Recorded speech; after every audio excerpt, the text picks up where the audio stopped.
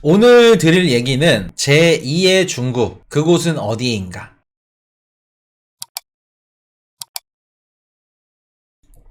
오늘 드릴 얘기는 제2의 중국, 그곳은 어디인가? 그거에 관련해서 좀 얘기를 드릴 건데, 자, 우리 최근에 베트남 가보신 분 계신가요? 보통 베트남 호치민 기준에서 1년에 6개월이 건기고 6개월은 우기라고 합니다. 이분들은 항상 나갈 때마다 우비라던가 우산을 항상 쓰고 다녀야 돼. 비가 너무 많이 내려. 더위 때문에. 덥기도 하고 비도 너무 많이 내리고. 그리고 베트남 가면은 이거를 가장 많이 봐. 뭐가 있죠? 길거리에? 오토바이.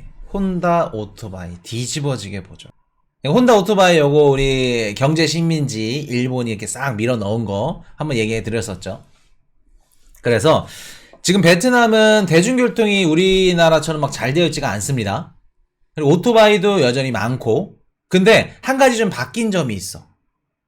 예전에는 우리 코인쇼 갈 때만 하더라도 택시가 그렇게 많지 않았는데 요새 가신 분들은 택시를 많이 보실 수 있을 겁니다. 택시가 우리 동남아 우버라고 그러죠. 그랩, 요것도 한번 다뤄드렸어. 동남아 그랩이 굉장히 잘 되어 있어. 우버도 그렇고. 어떻게 되냐면은, 그냥 콜택시처럼 이렇게 잡아. 카카오 택시처럼. 잡으면은, 이게 우리가 좋은 차, 좋은 집 살다가, 안 좋은 차, 안 좋은 집은 못 한다고 똑같습니다. 삶이 업그레이드가 됐어. 걸어 당겼다가, 자전거 탔다가, 오토바이 탔다가, 근데 택시를 타기 시작했네? 그랩으로 딱 잡아놓고. 근데 너무 편한 거지. 날씨가 너무 더운데 에어컨 빵빵하지, 비 오는데 젖지도 않지, 막 화장 뜨지도 않지. 베트남에 지금 기본적인 뭐라 그럴까? 소득 수준이 올라가면서 개인 택시들, 그랩 택시들이 굉장히 많이 늘어났다. 그러면서 지금 업그레이드가 됐어, 삶이. 그러면 다운그레이드 할 수가 없지. 지금 그래서 우리가 알고 있던 10년 전의 베트남과는 좀 많이 다르다. 베트남 GDP의 4분의 1이 삼성이 기여하고 있다고 들었어요. 베트남 수출의 20%였나 80%였나? 그러니까 어느 정도냐면은 베트남 가가지고 삼성이 어느 나라 거예요? 라고 물으면 베트남 겁니다. 라고 대답하신 분들이 계신다 그래요. 그럴 정도로 베트남의 그 수출의 많은 부분을 차지하고 있는 게 삼성입니다. 건설사도 많이 들어오고. 자, 근데 베트남이 왜 제2의 중국이 될 수 있을지. 자, 우리 코인이슈 경제 채널을 보면서 지금까지 배웠던 분들은 앞으로 블록 경제화가 진행이 될 거다. 블록 경제화가 뭐예요? 친한 애들끼리 서로 블록 지어놓고 야 우리끼리 하자. 그러면 이 블록 경제화가 진행이 되면 수혜를 받을 수 있는 국가가 있어. 누굴까? 자, 미국과 중국이 서로 패권 전쟁을 해. 야, 너네한테 수입 안 할 거야. 반도체 수출 안 해줘. 너네 반도체 중국한테 부품 넣어주는 애들 우리랑 거래 못 할 줄 알아. 그러면 미국과 중국은 서로 어떻게 될까? 서로 수입 수출 안 한다고 하면은 무역 전쟁을 하면 미국이 이길까? 중국이 이길까? 둘 다 죽습니다. 그러면 미국과 중국 앞에서는 수입한다, 수출한다, 너네 안 할 거야, 안 줄 거야 하면서 어떻게 해요? 제3의 국가가 필요해. 어떻게 제3의 국가? 어떻게? 관세를 서로 매겨. 그러면 관세 요충지가 필요해. 중국 공장들이 지금 멕시코로 이전을 하죠. 멕시코로 이전을 해서 어떻게 해요? 멕시코 같은 경우에는 미국과 뉴질랜드 3국이 관세가 어떻게 돼요? 없습니다. 그리고 무역을 할 때 각종 혜택들이 있죠. 그러면 중국에서 미국에 수출을 하고 싶으면 어디로 가야 돼요? 멕시코로 가야 돼. 멕시코에다 공장을 지어놓고 미국에다 수출을 하는 거야. 그러면 멕시코는 블록 경제화로 인해서 수혜를 받을 수 있는 국가 이퀄 멕시코. 이러한 국가들이 생겨나기 시작을 하는 겁니다. 그러면 미국과 중국이 아무리 서로 치고받고 싸우더라도 서로 수입 수출 안 하면 서로 망할 수밖에 없어. 왜? 인플레이션 미친 듯이 급등해. 미국의 잡화점에 들어가면은 물건 80% 이상이 중국 원재료가 됐든 무슨 부품이 됐든 재료가 됐든 중국 안 들어가는 게 없어. 반대로 미국의 반도체라던가 아니면 뭐 무기라던가 아니면 미국에서 만드는 수출품들이 중국에 안 들어간 제품이 없어. 서로 필요하다는 겁니다. 자, 그러면 그 수혜를 받을 수 있고 제2의 중국 전 세계 공장 역할을 할 수 있는 베트남이 어떠한 국가인지 한번 말씀을 드리겠습니다. 1975년도 베트남 미국 전쟁이 있었습니다. 그때 당시에 베트남이랑 우방 관계였던 게 누구냐면 중국입니다. 그러면서 미국과 같이 서로 힘을 합해서 싸웠죠. 미국과 중국과 베트남 이렇게 중국과 베트남이 우방 관계였고 미국과 이렇게 전쟁이 끝나고 전쟁이 끝난 이후에 1979년도 한 달 정도 국지전이 일어납니다. 누가 국지전을 일으켰냐면 중국과 베트남이 국지전을 일으켰어요. 자, 미국과 서로 이렇게 힘을 합쳐서 우방 관계였는데 왜 싸웠을까? 베트남이 중국 싫어함, 하노이 사람들 국경이 있어서 자, 그거 말씀해 드릴게요. 그때 국지전 수준인데 전쟁입니다. 전쟁. 규모만 따졌을 때는 상당히 컸다 그래요. 자, 킬링필드라고 1975년도부터 1979년도까지 자, 베트남 여기 보이시죠? 베트남이 이렇게 있으면 옆에 캄보디아가 있습니다. 캄보디아. 킬링필드가 이제 뭐냐면 자, 캄보디아에서 공산주의 정권 크메르주라고 있다고 합니다. 얘네가 양민 200만 명을 학살을 했어. 200만 명을. 승진이 나서 베트남 어떻게 돼요? 캄보디아에 쳐들어갑니다. 75년도부터 79년도까지 5, 6, 7, 8, 9 5년 동안 전쟁을 일으키죠. 근데 이때 틈을 타서 누가 내려와요? 중국이 내려옵니다. 우리 전쟁이 이렇게 우방 국가였잖아. 근데 전쟁 후에 이런 협상 조건들이 맞지가 않았어. 근데 얘네는 캄보디아랑 이렇게 싸우고 있고 물론 베트남 얘네들이 셌기 때문에 한 열흘? 며칠 안 돼서 수도를 점령해서 어떻게 보면 계속해서 식민지화처럼 그러고 있었는데 그러면 주요 군대들은 캄보디아에 있었겠죠. 근데 중국은 쭉 내려와가지고 베트남을 공습하기 시작합니다. 결과는 어떻게 됐을까? 결과는 언론상 이렇게 대내적으로 이렇게 말을 한 건 중국이 이겼다고 하는데 결과는 중국이 패배를 했죠. 자, 중국인 자존심 상하죠. 저 조그만 나라가 웬만한 우리 아시아권 붙어있는 국가들은 다 우리 족속인데 쟤네들만 유일하게 못 먹었어. 열이 받죠. 자, 그 열이 받는 게 어디로 가요? 남중국해 우리 배우셨죠? 자, 남중국해 우리 얼마 전에 말레이시아, 베트남, 인도네시아, 필리핀 해가지고 중국의 남중국해 제2의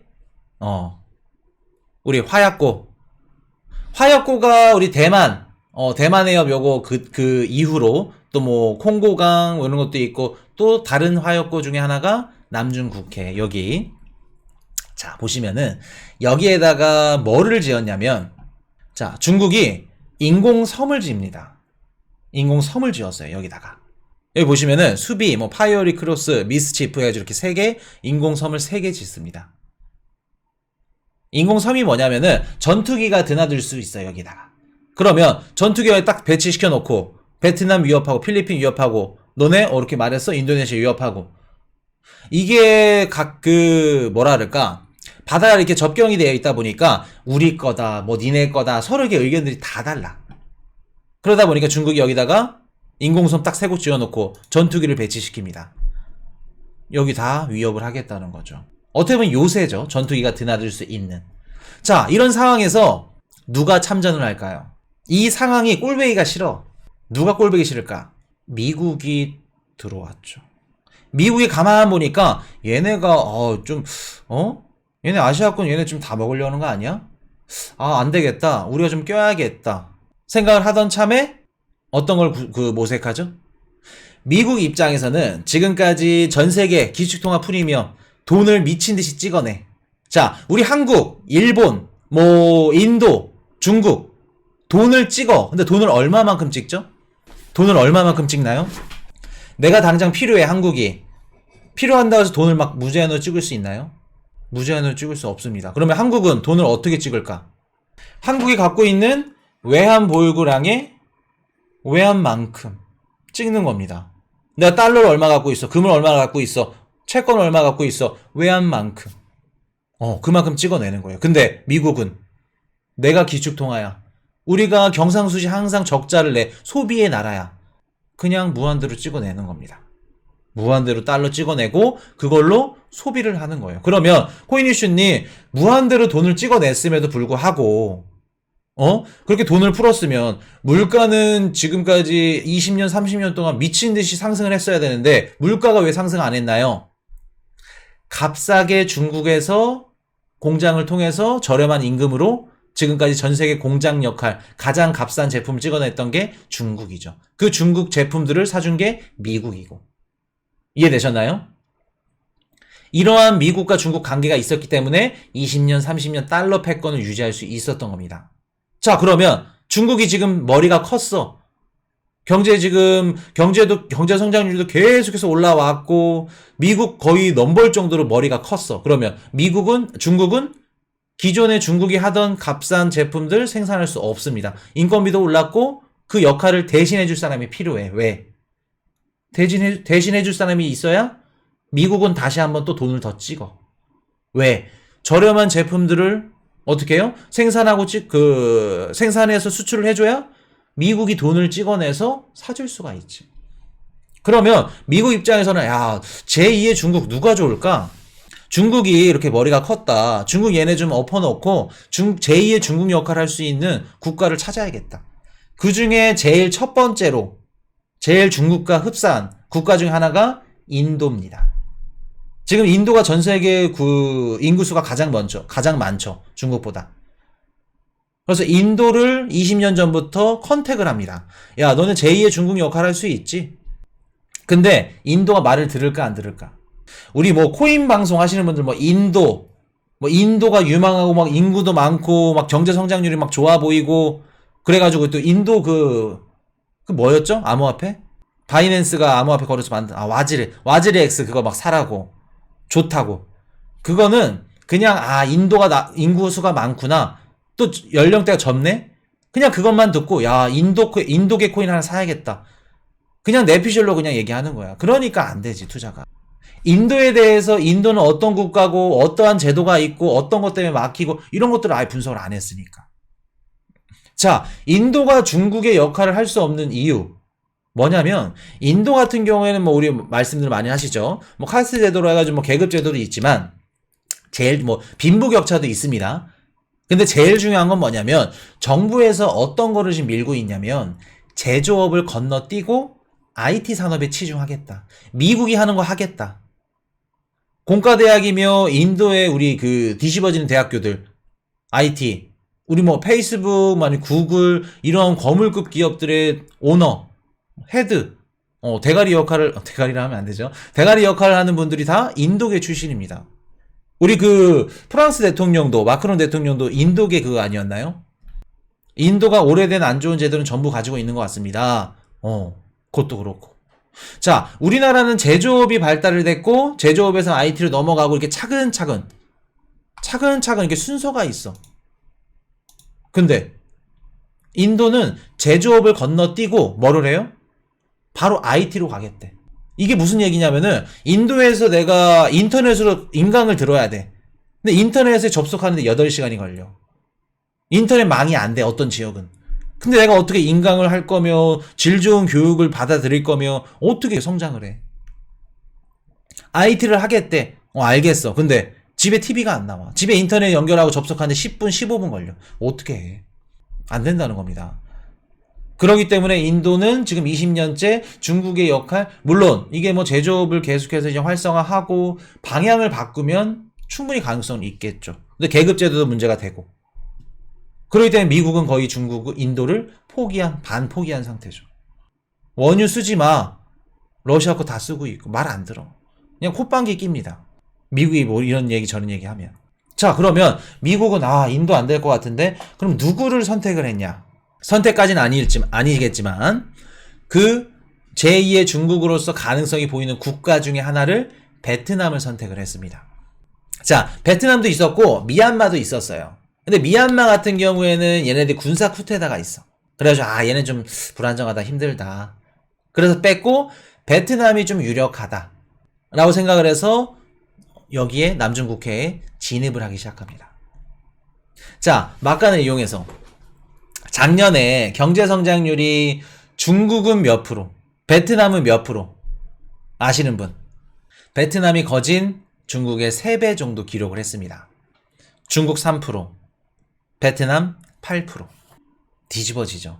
그러니까 베트남을 보면은 옛날에 좀 중국의 향수가 느껴지는. 그래서 지금 한국에 있는 기업들 우리 삼성도 있고 또 성공적으로 지금 베트남 진출한 기업들이 많습니다. 그래서 뭐 보시면은 뭐 오리온, 그리고 또 은행 관련된 금융주들은 신한은행, 그리고 현대자동차. 그래서 이런 기업들이 지금 많이 진출을 해 있는데, 미국이 제2의 중국, 베트남 얘네들을 어떻게 보면 지네 편으로 좀 끌어안아야 돼. 역사적으로 70년대에 베트남과 미국도 전쟁을 했던 국가이기 때문에 어떻게 보면 사이가 막 좋을 수는 없어. 올해 상반기에 베트남이 환율 조작국으로 조작국 명단에 올라왔었습니다. 리스트에. 근데 이게 돌연 제외가 됩니다. 어떻게 보면 일본이랑 같은 거죠. 환율 너네 해주겠다, 괜찮아. 베트남 이번에 작년 연말에 막 강달러 나왔을 때 베트남 환율이 한 8% 정도밖에 안 빠졌어요. 우리나라 원화 막 곤두박질 치지, 엔화 막 떨어지지, 베트남이 이렇게 환율을 방어할 수 있었던 이유가 뭘까? 다 뒤에 이유가 있었던 겁니다. 강달러임에도 불구하고 베트남 얘네들이 잘 버틸 수 있었던 이유. 자, 그래서 미국은 베트남한테 얘기를 통해서 야, 중국이 너네 좀 많이 괴롭히지? 여기다가 설치했더라? 요새를 설치해서 전투기가 드나들어? 너네 힘들겠다. 자, 그러면 베트남이랑 얘기를 통해서 뭐가 들어와요? 자, USS 시어도어 루스벨트 베트남 다낭항 입항. 자, 이게 뭐냐면 항공모함입니다. 항공모함을 어디다가 입항을 시키냐면 뒤집어집니다. 자, 베트남 다낭항에 미국의 항공모함을 입항을 시킵니다. 다낭항은 어디 있어요? 이쯤에 있습니다. 여기 다낭항이 있는데 여기가 누구랑 지금 이렇게 근처에 있죠? 중국 바로 코 밑에 다낭항에다가 미국 항공모함을 입항을 시킵니다. 이게 무슨 뜻이에요? 군사적으로 행동을 보여준 거죠. 자, 이렇게 하면서 베트남도 외교를 너무 잘해. 외교 정책을.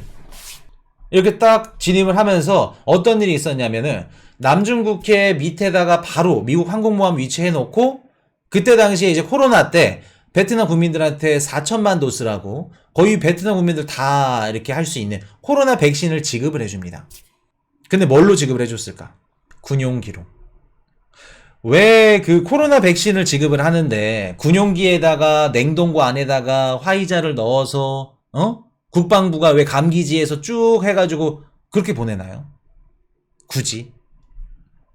무슨 뜻이에요? 중국한테 보여주겠다는 겁니다. 군사적인 메시지를 중국한테 표출을 하는 거죠. 그래서 지금 미국과 베트남과 중국과 이런 식으로 계속해서 대립이 있다. 남중국해. 근데 베트남이 진짜 머리가 좋은 게 외교 정책이 뒤집어져. 외교 정책이. 어떻게 보면 한국의 외교 정책은 좀 뭐라 그럴까, 한 방향만 이렇게 가죠. 누구랑 친해? 미국이랑 친해? 그럼 중국이랑 뭐 선거. 일본이랑 뭐 친해? 그러면 뭐 북한이랑 뭐 어쩌고. 근데 베트남은 미국도 친하고, 어떻게 보면 실리 외교 정책이죠. 너한테 취할 수 있는 거 취해. 너한테도 취할 수 있는 거 취해. 지금 미국과 베트남이 이렇게 친하게 지내고 다낭항에다 항공모함이 들어가니까 중국이 어떻게 돼요? 야, 이거 똥줄 타는데? 이거를 대나무 외교라고 합니다. 보통 태국도 대나무 외교인데 태국, 베트남 이런 식으로 많이들 쓰는데 어느 한쪽으로 기울이지 않고 휘어질지언정 부러지지는 않는다. 그래서 대나무 외교다. 자, 작년 10월 28일 날 시진핑 주석이 3년이 확정까지는 아니죠. 그걸 이제 발표를 하고 난 이후에 제일 먼저 만났던 사람이 누구냐면 베트남 국가서열 1위 당서기장이 중국을 방문합니다. 방문해서 중국에서는 어떻게 해요? 극빈 대접을 하죠. 미친 듯이 대접을 합니다. 극빈 대접을 하면서 어떤 얘기들이 오고 갔을까? 중국에 있는 수많은 기업들이 공장이 베트남으로 이전을 하게 됩니다. 이게 무슨 뜻일까? 중국에 있던 공장들, 뭐 애플 공장, 아니면 뭐 HP, 델, 뭐 폭스콘, 이름만 들어도 아는 기업들, 얘네들이 중국에서 베트남으로 옮겨. 이게 무슨 뜻일까? 시진핑 만나고 그 다음에 발리에서 바이든이랑 만납니다. 이래서 우리가 정치라던가 국제적 이걸 알고 계셔야 돼. 당서기장이 뭐를 요구해요? 자, 베트남, 미국의 관세 장벽 완화 요청. 블링컨 국무장관 찡총리 회담. 베트남이 미국한테 우리 관세 요것 좀 없애줘라. 완화 좀 해줘. 우리 베트남 수출한 상품들 반 덤핑이나 뭐 반 보조 관세 이런 것들 야, 무역 장벽 하는데 불필요하지 않냐. 낮춰줘라. 자, 이게 무슨 뜻이냐면 아까 우리 인트로 때 말씀드렸던 미국과 중국이 서로 치고받고 싸우고 있죠. 패권 전쟁을 하고 있죠. 너네 수입 안 해. 너네 수출 안 해. 반도체 안 줘. 자, 그러면 이렇게 싸우고 있으면 누가 제일 피해자다? 미국, 중국 둘 다 제일 피해자입니다. 그러면 우리 중국에 있는 기업들이 멕시코를 경유해서 미국으로 수출하는 것처럼 제2의 관세라던가 이런 요충지가 필요합니다. 그 아시아권 국가를 누구로 설정을 한 거예요, 중국은? 베트남을 설정을 한 거죠. 중국에 있는 애플, 폭스콘, 이런 HP, 델 이런 기업들이 공장이 베트남으로 갑니다. 그러면 베트남과 지금 미국은 사이가 좋죠. 중국에서 만들던 제품들을 베트남에서 만들어서 미국으로 보내겠다는 얘기겠죠. 그리고 시진핑 만나고 나서 발리에서 바이든을 만납니다. 야, 내가 시진핑이랑 이런 얘기 했는데 이걸 해줄 수 있지? 관세나 이런 것들 좀 지원해 줄 수 있지? 바이든 뭐라 그럴까? 오케이, 콜, 오브 콜스. 왜? 바이든은 왜 오케이 할까? 중국과 미국 싸우는데 중국이 수출을 안 해줘. 안 해주면 어떻게 돼요? 미국 내 물가가 미친 듯이 치솟겠죠. 그러면 앞에서는 중국과 싸우고 차이나 배싱 왜? 표를 얻어야 되기 때문에 우리 중국 때릴 겁니다. 중국이랑 싸울 겁니다. 반 중국 반 정부 운동 계속해서 반 정부 운동이 아니죠. 죄송합니다. 반 중국 운동 계속해서 해놓고 뒤에서는 멕시코, 베트남 경유해서 중국 제품을 받아들이는 겁니다. 그래야 어떻게 돼요? 물가가 안정화되고 물가 안정화된다는 건 무슨 뜻이다? 내년 대선에 있어서 표를 얻을 수 있다.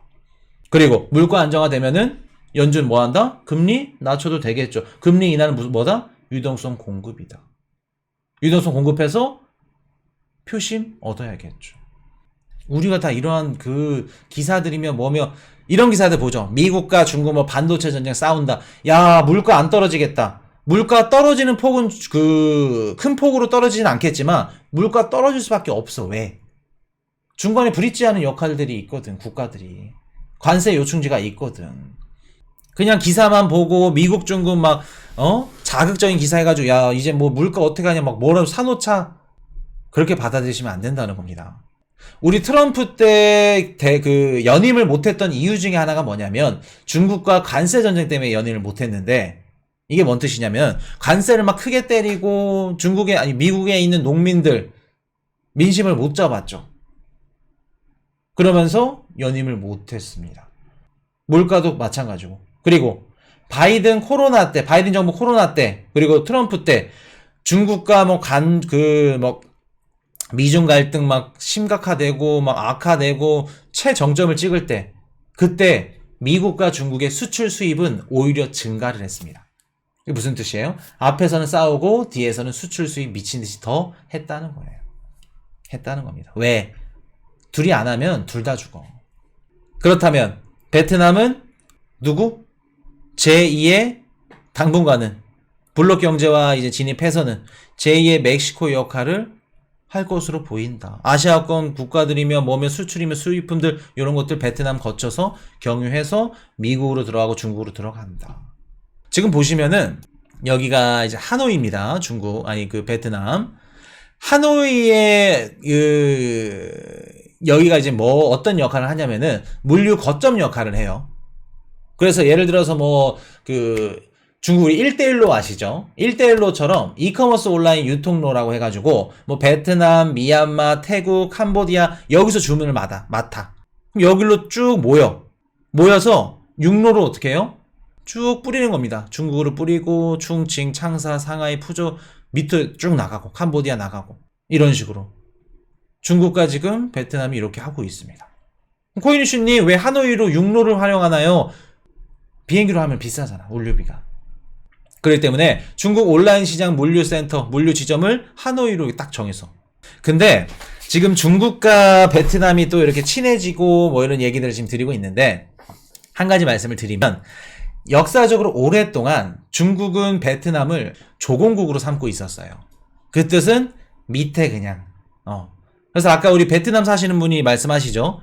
베트남 국민들은 중국 너무너무 싫어해. 중국을 싫어하기 때문에 우리가 기본적으로는 중국과 베트남이 친해질 수는 없습니다. 근데 이제 외교 정책으로 인해서 이러한 좀 실리를 취득하는 실리 외교 정책 때문에 이런 식으로 지금 하고 있지만 중국과 베트남은 기본적으로 친해질 수 없는 국가다. 그래서 지금 베트남이 중간에서 굉장히 잘하고 있다는 거. 자, 우리가 중국이 지금 코인 이슈가 이제 베트남 얘기를 이렇게 갖고 온 이유가 뭐냐면 1973년도에 중국에서는 산하 제한이라고 아기를 너무 많이 낳으니까 아기 한 명만 딱 놓자. 이거를 정책을 또 법제화합니다. 그래서 인구 증가를 딱 통제를 시켰고 그때 태어났던 세대가 우리 얼마 전에 아니지 몇십 년 전에 이제 한류 열풍 막 불어가지고 중국인들이 한국 화장품 사면 미친 듯이 사고 막 케이팝 해가지고 막 뭐 케이팝 물론 뭐 2018년도지만 뭐 한국 관련된 상품들 한국 관련된 이런 물품들 미친 듯이 소비했던 그때가 어느 때냐면은 산하 제한 때 그때 딱 한 명만 낳자 그분들이 20대 초반 30대 초중반 나이가 딱 돼서 그분들이 소비를 해줬던 겁니다. 이게 뭐냐면 이제 그 6-4K 이론이라고 한 명의 자녀를 뒀는데 부모 둘이죠. 조부모 둘, 외조부모 둘, 6명이 이 한 명한테 몰아줘. 소비를 미친 듯이 몰아줘. 그러면 어떻게 돼요? 이 아이라고 하기 좀 뭐하지. 이분이 소비를 미친 듯이 하는 겁니다. 한국 상품들. 자, 그러면 지금 한국 제품이 해외에서는 어떨까? 지금 중국인들이 한국 관련된 아이템들을 예전만큼 좋아하지 않습니다. 이미 살 만큼 살아. 부가 강대해졌어. 예전이야 조금 이제 뭐랄까 부유함이 떨어졌다면 한국 제품이 좋았는데 이게 바뀌어. 잘 먹고 잘 살면서 어떻게 돼요? 한국 상품 쓰다가 일본 상품 쓰다가 또 지금은 유럽 상품 질 좋은 거 비싸고 좋은 거. 왜냐면 지금 중국에서 생산해낸 퀄리티와 한국과 별반 그렇게 차이가 없어. 그러다 보니까 한국보다는 일본 아니지 않냐? 일본에서도 또 넘어간 게 유럽. 자, 그러면 베트남은 어떨까 지금? 베트남 국민들은 지금 베트남 국민들이 차를 사던가 아니면 뭐 이런 상품들을 사던가 한국 상품들을 사는 게 제격입니다. 한국 제품 좋아하죠. 베트남인들. 왜? 소득 수준이 맞아. 현대차 최고. 우리가 베트남에 차를 살 때 첫 번째로 우리가 기준점을 잡는 게 현대차라 그래요. 자, 그러면 요건 한 가지 말씀을 드려볼게요. 우리 한국이 지금 수출도 그렇고 원달러 뭐 환율도 그렇고 굉장히 힘들죠. 왜? 중국이 힘들면 한국도 힘들어. 한국에서 가장 많은 수출을 하는 지역이 국가가 중국이죠. 그러면 한국은 앞으로 중국에 이렇게 소비하는 시장이 점점 줄어든다고 하면은 우리는 좀 타겟팅을 누구로 좀 옮겨요? 베트남으로. 베트남으로. 타겟팅을 옮겨서 우리가 수출이라던가 이러한 다양한 제품들 아니면 기업들 진출이라던가 아니면 공장들 이런 이전이라던가 이런 것들이 들어가게 되면은 어떻게 된다? 그렇기 때문에 우리가 한국에 있는 뭐 기업들이며 뭐며 수출이며 이런 부분들이 뭐 스타트업 하시는 분들 계실 거고 뭐 설비나 아니면 뭐 공장이나 이런 고민하시는 분들이 계실 겁니다. 그런 분들한테는 베트남이 성장을 많이 하고 있구나. 좋은 지역들일 수 있겠구나. 제가 생각했던 베트남 이미지가 오늘 완전 달라졌어요. 근데 물론 좋은 얘기만 들어서 그러지 아직도 뭐 규제하라던가 가서 뭐 라이센스 취득하거나 이런 부분들이 있으면 절대 좋지가 않습니다. 절대 뭐 좋은 얘기만 들어서 그런 거지 좋지는 않다. 엑시 인피니티 기억하시죠? 엑시 인피니티가 핫했고 이런 것들이 막 활발하게 됐고 시장이 커졌던 이유 어디서 엑시 인피니티가 커졌죠? 베트남입니다. 베트남에서 한 달에 뭐 이래봤자 막 30만원 40만원 밖에 못 받는데 휴대폰 해가지고 게임 깔아서 하니까 막 100만원 200만원 벌어. 필리핀 태국 베트남 일 다 그만두고 게임만 했죠. 그러면 우리가 뭐 기업이 됐든 공장이 됐든 이런 기업들뿐만 아니라 우리 블록체인, 암호화폐, 아니면 NFT 이런 기업들도 베트남 시장에 충분히 도전할 만하다. M2E는 동남아가 강세죠. 뭐 다 돈 버는 거니까. 그래서 앞으로는 블록체인이 됐든 뭐 이런 것들 다양한 것들이 됐든 베트남이 앞으로 폭발적으로 성장을 할 수 있는 좋은 기업들, 좋은 환경들, 제2의 중국 역할을 할 수 있는 무궁무진한 가능성이 있다는 거. 자, 그럼 코인니시가 이걸 왜 갖고 왔을까? 앞으로 우리는 이제 어떠한 움직임을 해야 되냐면, 자, 보세요. 우리가 정치를 공부하고 이런, 지리적인 이런 것들 공부한 이유가 뭐냐면, 앞으로 미국과 중국과 패권 전쟁 가운데서 멕시코나 아니면 베트남 같은 이런 국가들이 관세라던가 이런 무역 관련해서 수혜를 받게 될 건데, 이런 수혜를 받는 기업이 있을 거고, 그리고 이런 수혜를 받는 기업이 있다 하면 우리 블록체인 상에서 코인 관련된 이런 것들도 있을 거고 있을 겁니다. 그래서 우리가 지금 베트남이 됐던 멕시코가 됐던 이러한 부분들을 잘 캐치해내서 앞으로 투자에 녹여낼 수 있다면 제2의 성장을 거둘 수 있지 않을까. 자, 보시면은 베트남, 미국 반도체 수출하는 아시아 4대 국가 중에 하나. 지금 베트남에서 반도체 수출량이 계속해서 증가를 하고 있다고 합니다. 이런 식으로 우리 중국 베트남 이전 가속, 애플 델 HP 등 공장 이전 추진. 자, 애플 탈중국 박차. 대체지는 베트남과 인도. 3개의 공장 부상 우려.